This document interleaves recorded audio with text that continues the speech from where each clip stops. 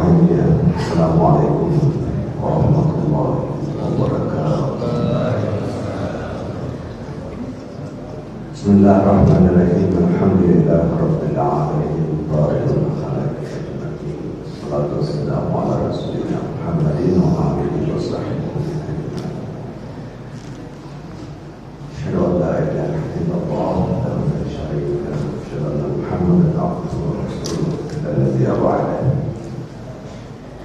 Alhamdulillah wa syukurillah, bagi kita semua diberikan Allah Subhanahu wa ta'ala kesehatan lahir dan batin. Kita bisa merasakan jamuan Allah Subhanahu wa ta'ala di bulan suci yang penuh keberkahan ini. Insyaallah pada hari ini kita semua mungkin berada di hari ke-13 ya, bulan suci Ramadan. Mudah-mudahan kita semua diberikan Allah Subhanahu wa ta'ala kekuatan dan kesehatan untuk menyelesaikan bulan suci ini sampai selesai, insyaallah. Kita kirimkan salam dan salawat kita, penghormatan kita, doa terbaik kita untuk ketinggian derajat junjungan kita Nabi besar Muhammad sallallahu alaihi wasallam, para keluarganya, para sahabatnya, para pejuang Islam yang tentang menjadi wasilah kita semua bisa berislam pada sampai pada hari ini. Kita mohon kepada Allah Subhanahu wa ta'ala, mudah-mudahan kita semua nanti kelak mendapatkan syafaat beliau insyaallah. Pagi ini kita akan melanjutkan kajian kita terhadap buku Madarijus Salikin karya Ibnu Qayyim al-Jauziyah. Kita sampai pada pasal tentang tawadhu. Ini saya kira udah jadi bahasa Indonesia yang tawadhu.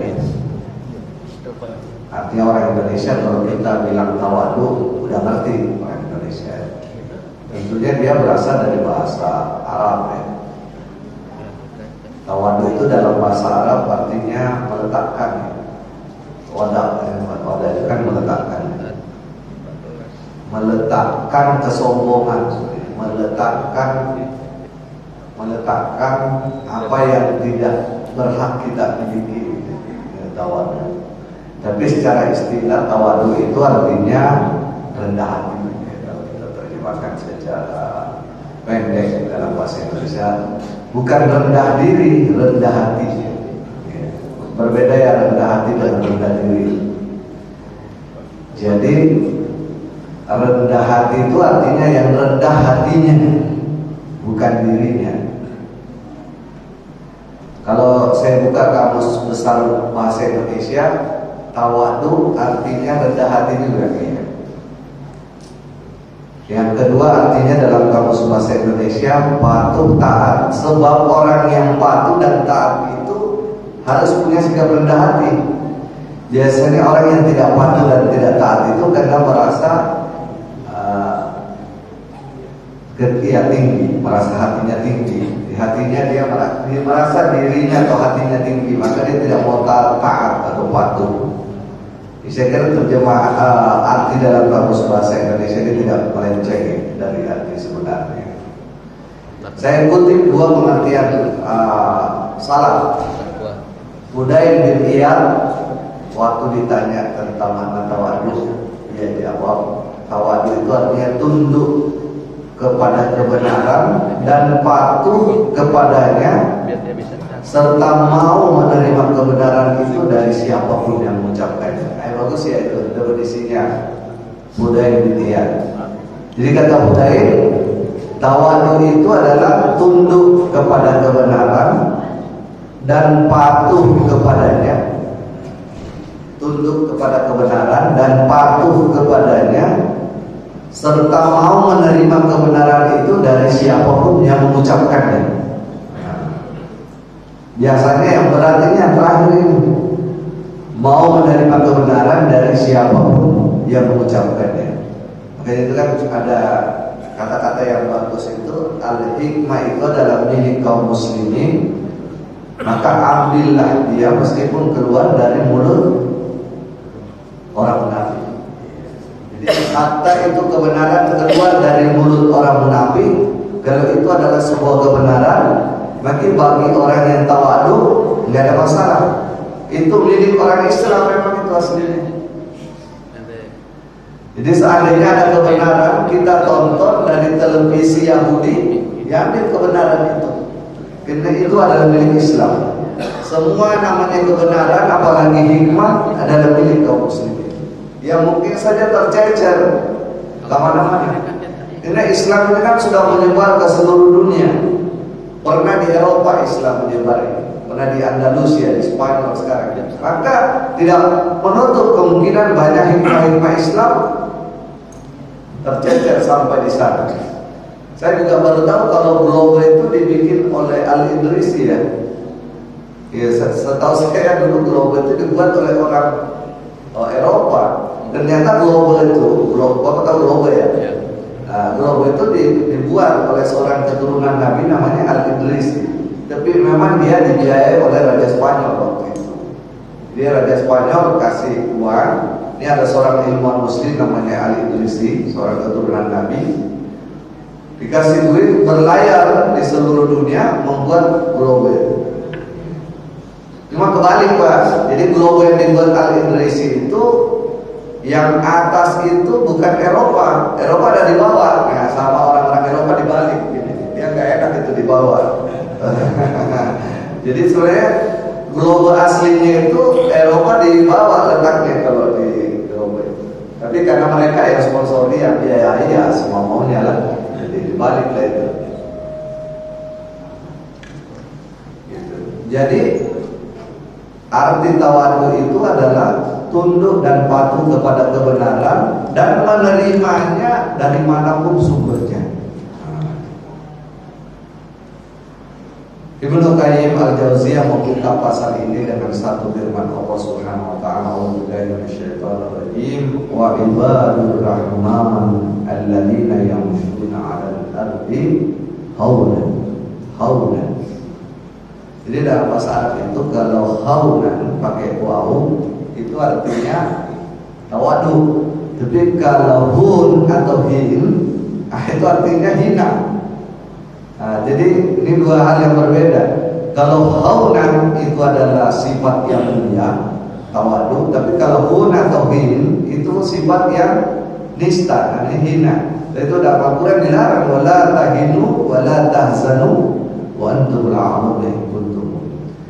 Jadi jangan kalian merasa hina, jangan kalian merasa rendah diri. Karena kalianlah yang tinggi kalau kalian beriman. Jadi hina itu hurufnya sama dengan haun. Nah, haun ini pakai waw. Haun ini adalah tawadu. Allah Subhanahu wa taala berfirman bahwa hamba Allah yang Maha Penyayang itu adalah orang-orang yang kalau berjalan di muka bumi tawadu. Apa itu tawadu? Bukan bungkuk. Karena kalau tanda tawadu orang adalah bungkuk, ya semua orang tua nanti tawadu berarti. Ya, semua orang tua nanti jalan bungkuk. Nah, bukan. Tadi tawadu artinya apa? Tunduk kepada kebenaran, patuh kepada kebenaran dan menerima kebenaran itu dari manapun dia sumbernya. Itu namanya tawadu. Jadi dia kalau berjalan di muka bumi ini tawadu. Dia tidak pernah merasa dia lebih hebat, apalagi lebih hebat daripada Allah Subhanahu wa taala. Artinya tawadu di sini atau haum di sini adalah tenang, berwibawa, rendah hati, tidak jahat, tidak congkak, tidak sombong. Jadi memang kalau diperlawankan apa lawannya tawadu? Ya sombong. Bisa sombong, bisa takabur, bisa ujub. Itu semua lawan daripada tawadu. Ujub itu ada di dalam hati kita. Sedangkan kalau sombong itu keluar dari diri kita menjadi perbuatan. Kalau sikap itu sombong, tapi kalau di dalam diri kita itu namanya dia ujub. Nah, lawannya itu adalah tawadu. Al-Hasan menafsirkan ayat ini bahwa orang yang dimaksud dengan haum di sini adalah orang yang berilmu dan bersikap lemah lembut. Sebab orang yang berilmu dan bersikap lemah lembut itu pasti tawadu. Jadi kalau ada orang berilmu tidak tawadu, sebenarnya dia tidak berilmu. Innama yakhshallahu min ibadihi ulama. Jadi yang dimaksud oleh Al-Quran ulama itu adalah orang yang takut kepada Allah Subhanahu Wa Taala. Ulama itu bentuk jamak dari alim. Alim itu artinya orang yang berilmu. Jadi kalau ada orang merasa berilmu, punya gelar S1, S2, S3, guru besar atau apa lalu dia sombong, ya dia tidak berilmu kalau menurut Al-Quran. Dia belum sampai kepada kedudukan alim, apalagi arif. Ya, dia belum sampai kepada kedudukan alim. Nah, orang yang sampai kepada kedudukan alim namanya kalau banyak ulama. Jadi kalau majelis ulama Indonesia adalah tempatnya orang-orang alim, tempatnya orang-orang alim dan tempatnya orang-orang yang takut kepada Allah Subhanahu Wa Taala, tempatnya orang-orang tawadhu. Sehingga rata-rata orang alim itu tidak pernah menganggap dirinya alim, dia selalu menganggap dirinya pelajar. Ya, cobalah baca Bapak Ibu sejarah para alim ulama yang sebenarnya itu selalu menganggap dirinya pelajar. Selalu menganggap dirinya pelajar, tidak pernah menganggap dirinya sudah alim. Ya. Nah, tentu yang menganggap dirinya alim yang belum alim, ya, belum sampai kepada ilmu, dia menganggap dirinya sudah alim. Imam Abu Hanifah berpendapat menafsirkan ayat ini bahwa orang yang haum tadi adalah orang yang berwibawa, menjaga kehormatan diri dan tidak melakukan. Jadi sama sekali tidak ada sahabat atau salaf yang menafsirkan ayat ini bahwa orang yang berjalan di muka bumi dengan tawadhu itu maksudnya bungkuklah pakaiannya lusuh.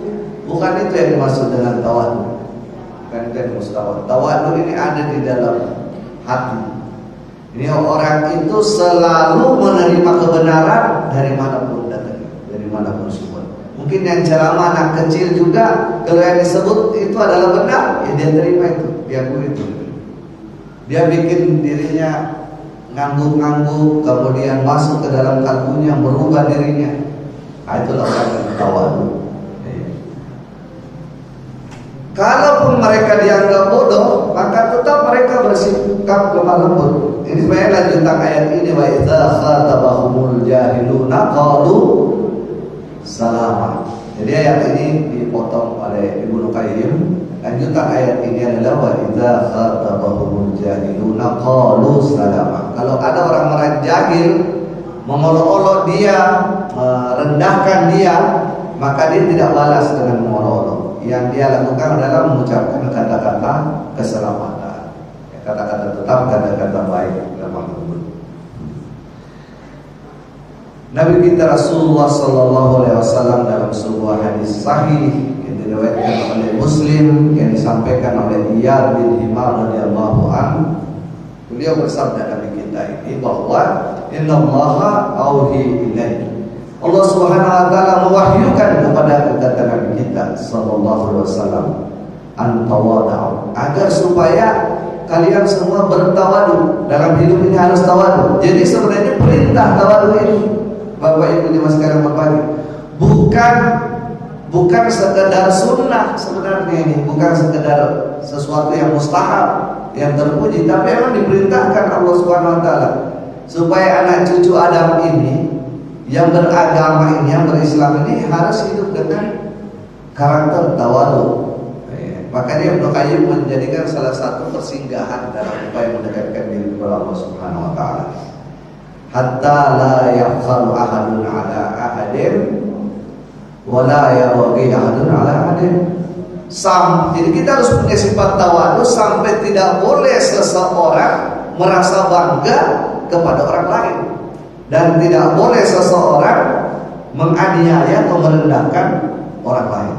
Artinya apa? Belum disebut orang tawadhu kalau orang itu masih membanggakan dirinya di hadapan orang lain.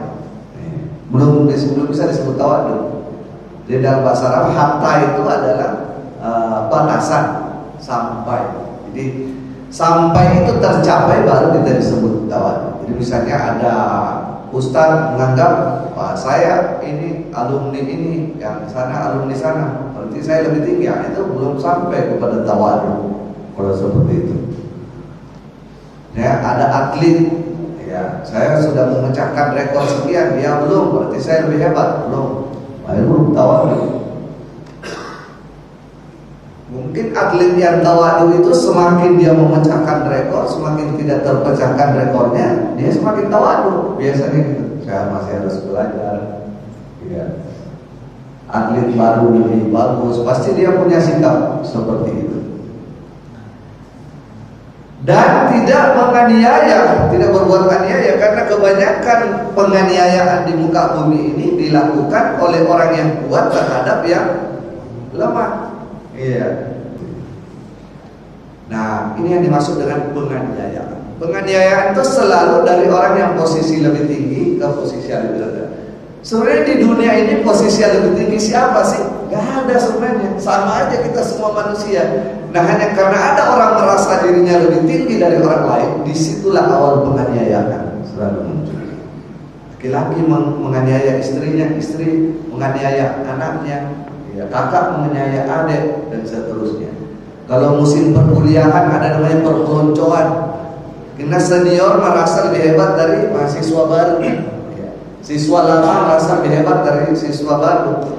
Semua penganiayaan di muka bumi ini berasal dari ketidaktawaduan seseorang. Itu. Maka Al-Quran dan hadis Nabi mengatakan tawadu ini adalah sebuah perintah agama. Umat Islam harus menganggap ini sebagai perintah agama. Lawannya adalah kesombongan, dan ada hadis Nabi yang sangat keras yang diriwayatkan oleh Ibnu Mas'ud radhiyallahu anhu. Rasulullah sallallahu alaihi wasallam bersabda, "La yadkhulul jannata," enggak akan masuk surga, "man kana," siapapun, "fi qalbihi," yang di dalam hatinya, "mithqala dzarratin min kibrin," ada kesombongan meskipun hanya sebesar zarah di dalam hati, enggak akan masuk surga, Pak. Coba bayangkan, kita udah sholat, sudah puasa, sudah pergi umroh, bayar zakat, dah haji, tapi kita pelihara kesombongan di dalam diri. Rasulullah SAW mengatakan, "La yadkhuluna jannata," tidak akan masuk surga. "Man kana fi qalbihi," barang siapa yang di dalam kalbunya, dalam hatinya, "mithqala dzarratin," ada yang seperti zarah, "min kibrin," dari kesombongan, enggak masuk surga. Karena kalau orang memelihara namanya kibar, ketakaburan, kesombongan, ini persis dengan iblis, persis dengan iblis. Jadi kata Ibnu Qayyim, dosa pertama yang menjadi kedurhakaan kepada Allah itu ada dua macam. Pertama dosa iblis yang takabur, yang kedua dosa Adam yang dipengaruhi oleh syahwat atau ambisi. Dan dosa Adam karena syahwat atau ambisi diampuni oleh Allah Subhanahu wa taala kalau bertobat. Tapi dosa iblis yang berupa ketakaburan atau wastakbar wa kana minal kafirin, menjadikan iblis menjadi golongan kafir. Kenapa? Karena iblis menganggap ketakaburannya itu adalah takdir Allah Subhanahu wa taala. Ditanya oleh Allah Subhanahu wa taala, "Wahai iblis, kenapa kamu tidak mau sujud kepada Adam? Tidak mau menghormati Adam, tidak mau mengakui Adam?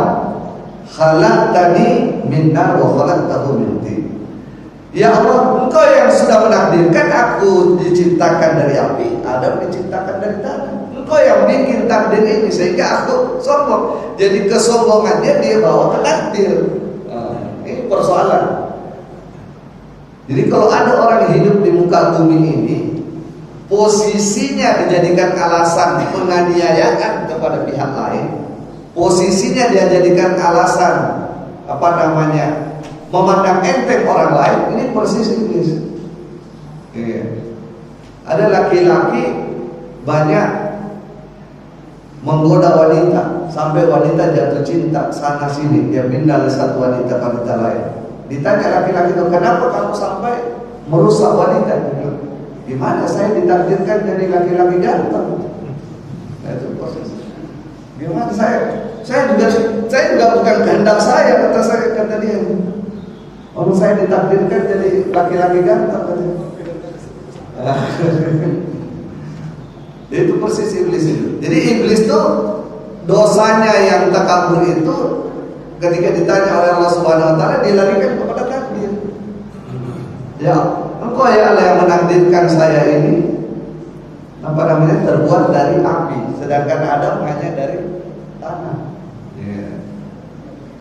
Ada orang pakai mobil mewah kan, nah di sampingnya ada mobil butut gitu. Ya gimana katanya, namanya mobil saya lebih bagus dari mobil dia, ya saya harus parkir di sini. Karena tempat parkir mobil saya harus di sini gitu. Ya, begitulah manusia di muka bumi ini. Bapak Ibu sekalian berbahagia kalau ketidakadaan tawad. Jadi dia melarikan itu ke takdir, ke posisi. Maka dosa karena syahwat itu, dosa karena ambisi itu, kalau kita bertobat diampuni Allah Subhanahu wa taala. Apalagi bulan suci Ramadan ini Bapak Ibu, insyaallah semua dosa kita diampuni oleh Allah Subhanahu wa taala. Man shama ramadana imanan wa ihtisaban ghufira lahu ma taqaddama min dzambi. Itu janji dari Rasulullah sallallahu alaihi wasallam yang hanya diberikan kepada umat Islam yang berpuasa di bulan suci Ramadan. Siapapun yang berpuasa dengan dua syarat saja puasanya, harus imanan wa ihtisaban. Ghufira itu dalam bahasa Arab artinya diampuni, tapi fi'il madhi. Loh gimana maksudnya itu fi'il madhi itu past tense dalam bahasa Inggris? Ghufira itu diampuni tapi past tense artinya pasti diampuni. Syaratnya puasanya itu dua, imanan wa ihtisaban. Orang yang berpuasa karena iman tuh ciri-cirinya gimana? Ya nggak perlu alarm pasti bangun sahur. Karena dia niatnya kuat Pak, mau puasa besok. Kalau orang berpuasa bukan karena iman, itu ikut-ikutan pasti puasanya. Kalau orang yang berpuasa karena iman, dia pasti bangun sahur. Ya. Pasti berdoa menjelang berbuka. Karena dia yakin doanya orang yang berpuasa itu makbul. Nah, kalau ada orang mau buka puasa itu tidak berdoa, tidak baca bismillah, pokoknya yang ada di depan hantem, ini kurang-kurang iman puasa itu seperti ini. Ya, wah. Apa yang dimaksud dengan ihtisaban? Berhati-hati. Hati-hati sekali puasanya, jangan sampai batal. Jangan sampai ada yang ketelan, jangan sampai ada keminum, jangan sampai ada yang ngebatalin puasa. Jangan sampai anggota tubuhnya melakukan hal-hal yang melanggar syariat. Selama puasa. Itu ihtisaban, penuh perhitungan, penuh waspada, mawas diri. Kalau dua itu dia lakukan, kata Nabi, sederhana ya kata Nabi, itu bagus sekali. Imanan mati sabar. Ingat aja nih 30 hari, 29 hari Bapak Ibu. Kalau itu kita lakukan, pasti Allah Subhanahu wa taala ampuni dosa kita yang sudah lalu. Tapi kalau kesombongan yang kita pelihara itu sulit. Karena kalau orang memelihara kesombongan ini akan menempel di hati, Kalau syahwat itu kalau kita gugurkan dengan istighfar, dia akan hilang. Itulah sebabnya Ibnu Taimiyah berkata, ini Ibnu Qayyim mengutip gurunya. Jadi Ibnu Qayyim al-Jauziyah itu murid dari Ibnu Taimiyah. Dia mengutip perkataan gurunya Ibnu Taimiyah. Beliau berkata, takabur itu lebih jahat daripada syirik. Saya bayangkan Bapak Ibu. Takabur itu lebih jahat daripada syirik, kata Ibnu Taimiyah. Sebab orang yang takabur merasa dirinya hebat di hadapan Allah, sedangkan orang musyrik masih mau beribadah kepada Allah meskipun ibadahnya menyekutukan Allah. Jadi kalau orang syirik itu masih beribadah kepada Allah, tapi ibadahnya terpecah kepada Allah dan kepada makhluk. Itu namanya orang musyrik. Tapi kalau orang takabur, emang dia enggan beribadah kepada Allah, ada rasa enggan, tidak mau menyembah Allah Subhanahu wa taala. Dan mau tak, nanti kita lihat apa yang dimaksud. Mungkin dia sholat, tapi hatinya itu enggan beribadah, tidak mau merendahkan. Maka tidak heran jika Allah Subhanahu wa taala menjanjikan neraka sebagai tempat tinggal orang yang takabur. Allah Subhanahu wa taala berfirman dalam surah An-Nahl ayat 29, "Fadkhulu abwaaba jahannam khalidina fiha wa labi'sa mathwal mutakabbirin." Mutakabbirin itu adalah orang-orang yang takabur. Menjanjikan neraka dan dia kekal di dalam neraka tersebut. Saya kira betul ya apa yang dikatakan Ibnu Taimiyah. Maka obatnya adalah tawadu. Tawadu, Bapak Ibu. Tawadu Tawadu itu artinya kita ya apa namanya hidup di dunia ini tidak pernah merasa hebat, apalagi hebat di hadapan Allah Subhanahu wa taala. Bahkan kepada manusia pun kita merasa sama saja. Bapak tahu Luqmanul Hakim ya? Luqmanul Hakim itu bukan nabi tapi dianggap sederajat dengan para nabi, sehingga ada surah di dalam Al-Quran namanya surah Luqman. Ini Luqmanul Hakim di zamannya ini dianggap nabi, Pak. Karena orangnya sangat soleh dan ilmunya sangat dalam dan dianggap selalu memberikan hikmah kepada masyarakat. Tapi dia orangnya tawadu. Siapapun di masjid mengajak bicara, Luqman ini melayani. Ya, mau dia anak kecil, mau dia siapa remaja, nggak pernah dia beda-bedakan. Luqmanul Hakim. Satu atau pulang dari masjid, ya mungkin kuil lah kan waktu itu masih apa namanya agama sebelum Nabi Muhammad. Apapun namanya tempat ibadah, pulang dari tempat ibadah ke rumahnya, udah malam. Luqmanul Hakim mau istirahat nih, mau tidur. Baru mau tidur ketok-ketok orang tua. Keluar dia. Ada apa Pak? Orang tua itu nanya masalah agama, tapi masalah sepele. Masalah sepele misalnya. Misalnya dia nanya, ya Luqmanul Hakim wudu itu wajib apa tidak? Wudu. Padahal orang semua udah tahu sepele. Luqman menjelaskan, dengan semangat. Setelah jelaskan, berterima kasih orang itu, masuk Luqman kembali mau tidur. Pas mau tidur diketuk lagi, ketuk lagi, keluar lagi, masih orang itu, orang tua tadi itu. Apalagi Pak? Nanya lagi masalah agama, masalah sepele yang orang semua udah tahu. Dijelasin lagi sama Luqman, jelasin sampai dia puas. Setelah puas, Luqman permisi masuk lagi, dia pergi. Baru mau tidur diketuk lagi, keluar dia lagi, sampai berulang-ulang. Masih orang tua itu tadi nanya masalah sepele. Nah karena udah berulang-ulang dan Luqman keluar tidak pernah ada perasaan bosan, tidak pernah, dia udah ngantuk nih mau tidur. Kata orang tua itu, kamu tahu nggak siapa saya? Belum sempat Luqman menjawab, dia bilang saya ini setan. Saya ini jin, ya jin yang predikatnya setan. Kan setan itu bisa jin, bisa manusia kan. Nah saya ini jin, tapi saya itu posisinya setan yang lagi mau menguji kamu, seberapa kamu tawadu melayani masyarakat. Apa kata Luqman? Ya saya juga tadi tahu kamu setan.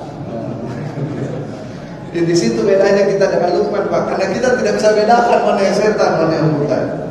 Jadi kalau Nabi itu dia bisa bedain mana jin yang setan, mana jin yang Islam, mana orang yang setan, mana orang yang mukmin. Kalau Nabi bisa bedain dari orang lihat auranya dia. Kalau kita kan tidak bisa bedain, jadi kita gampang tertipu oleh setan ini. Makanya karena saya tahu kamu dari tadi setan, mau 1000 kali kamu ketuk pintu, saya tetap keluar melayani. Karena kamu mau mempermalukan saya di depan masyarakat, supaya masyarakat tidak ikut. Saya baca Pak di kitab Qasasul Abrar, itu Nabi pernah mengalami hal yang sama. Jadi Nabi kalau di Masjid Madinah itu bercengkrama dengan para sahabat, Nabi di depan ada mejanya. Meja Nabi tidak tinggi begini, di bawah Pak. Zaman sekarang aja Ustaz tidur di atas nih. Kalau Nabi biasa aja. Nah kalau Nabi bercengkrama begitu, biasanya kalau ada yang bawa makanan ke depan, itu Nabi sambil bercengkrama muzakarah, makanannya dibagi-bagi, ya dibagi-bagi. Suatu saat ada ibu-ibu masuk, ibu-ibu Yahudi masuk. Jadi Nabi nggak pernah larang juga kalau ada orang Yahudi gabung ke situ. Ada ibu-ibu Yahudi masuk bawa buah, dia bawa buah, dia kasih ke laki-laki, tolong bawakan ke Muhammad, katanya. Bawalah buah ke depan. Buah apa gitu ya, buah bir atau buah apa itu, saya lupa itu. Jadi saya baca di buku Qasasul Abrar. Qasasul Abrar itu artinya kisah-kisah orang bajing. Dan Nabi makan tuh. Nabi makan buah. Para sahabat heran, kok Nabi nggak bagi-bagi ya? Kok Nabi tidak bagi-bagi? Biasanya Nabi itu baru makan satu, yang lain dibagi. Ini Nabi makan sampai habis Pak, buah tidak dibagi oleh Nabi. Setelah Nabi menghabiskan buah itu, ibu Yahudi itu pergi, pamit pergi. Tapi ibu Yahudi itu pamit pergi dengan muka yang jengkel gitu. Nah, orang-orang juga heran, kenapa ini habis ngasih buah terus pergi terus mukanya jengkel. Setelah pergi Nabi bilang, ya saya tahu kalian nanya-nanya dalam hati kenapa saya nggak bagi-bagi buah gitu. Nah, sekarang saya mau kasih tahu kenapa saya tidak bagi. Yang datang tadi itu adalah perempuan Yahudi. Dia mau mempermalukan saya, ya, dengan membawakan buah yang kecil sekali di buah. Dia mau saya buah ini saya celah gitu. Supaya dia ada alasan menyampaikan ke masyarakat Madinah bahwa Muhammad itu baru saja dikasih buah kecut sudah tidak berterima kasih. Tapi karena saya tahu dia niatnya sudah buruk, saya tahu dari awal, maka buah ini saya habiskan dengan senyum. Jadi maaf saya tidak bagi-bagi, kata Nabi. Tawarannya Nabi seperti itu. Wallahualam apakah kisah itu benar? Tapi saya baca itu dalam kitab Pasal Sulam. Karena waktu kita udah habis, saya akhiri dengan ini 3 derajat tawadhu. Tawadhu yang pertama kepada agama. Jadi kita harus tawadhu kepada agama. Tawadhu kepada agama. Apa artinya tawadhu kepada agama? Tidak menentang sedikit pun dari agama. Ajaran agama nggak boleh kita tentang. Biasanya dengan apa kita menentang agama itu? Pertama dengan akal, rasionalisasi. Kita tentang ajaran agama dengan rasionalisasi. Kenapa sih sholat subuh cuma 2 rakaat, sedangkan sholat zuhur 4 rakaat? Padahal subuh lagi seger-segernya. Itu menentang agama dengan rasionalisasi. Kias, banding-bandingin gitu. Kenapa ya puasanya orang di Indonesia sama dengan puasanya orang di Amerika atau di Antartika, padahal jumlah jamnya berbeda. Ada negara di dunia ini puasanya mungkin sampai jam 9 malam, jam 10 malam. Saya pernah buka puasa di di Amerika Serikat itu jam 9 setengah 10 malam. Tapi mungkin di negara-negara Antartika puasanya lebih sedikit. Mengkiaskan itu tidak boleh, agama itu dikiaskan seperti itu. Yang ketiga, tidak boleh agama ini kita tentang dengan perasaan, gitu. Iya, pakai perasaan. Kenapa ya ibu-ibu protes? Kenapa ya laki-laki boleh poligami, perempuan tidak boleh? Kalau poliandri? Ya, tidak boleh poliandri. Ya, perasaan. Kenapa harta warisan untuk laki-laki 2 bagian, kenapa untuk wanita 1 bagian? Ya, pakai perasaan. Ya. Atau penyiasatan, ada juga orang menentang agama disiasati. Karena artinya boleh melakukan sesuatu yang haram dalam keadaan terpaksa, darurat. Nah, maka dia carikan tempat darurat terus Pak. Supaya dia bisa makan yang diharapkan. Nah, itu namanya menyiasati. Ini semua jangan dianggap bukan tawadhu. Itu bukan tawadhu, semua bertentangan dengan tawadhu. Ya, ini tidak tawadhu kepada agama. Ya. Dalil agama juga nggak boleh kita tentang dalil agama. Nas Quran, nas hadis. Kalau teksnya begitu ya begitu. Nggak boleh kita tentang. Itu tidak boleh kita tentang. Yang kedua, tawadhu kepada orang. Tawadhu kepada sesama manusia itu yang menganggap semua manusia sama. Artinya apa? Kalau Allah saja ridho kepada orang lain, kenapa kita tidak ridho kepada orang lain? Nah, itu bahayanya Pak. Jadi kalau kita menganggap rendah orang lain dibanding kita, Allah saja tidak begitu. Nah, jadi bahayanya. Dan yang terakhir, tawadhu di hadapan Allah Subhanahu Wa Taala, bahwa semua yang kita lakukan ibadah kepada Allah itu bukan sebagai alasan bagi kita untuk menuntut sesuatu dari Allah. Kadang ada orang kalau sudah beribadah kepada Allah menuntut dari Allah apa? Ya Allah, hak saya setelah beribadah. Padahal beribadah kepada Allah itu adalah kewajiban kita sebagai hamba Allah Subhanahu Wa Taala. Wa ma khalaqtul jinna wal insa illa liya'budun. Kira-kira itulah isi daripada pasal ini. Alhamdulillah kita sudah selesaikan Bapak Ibu. Ini pasal ke-29 tentang tawadhu, berkah di bulan suci Ramadan. Insyaallah di bulan-bulan berikutnya kita lanjutkan dengan pasal-pasal yang lain. Bapak Ibu ada mau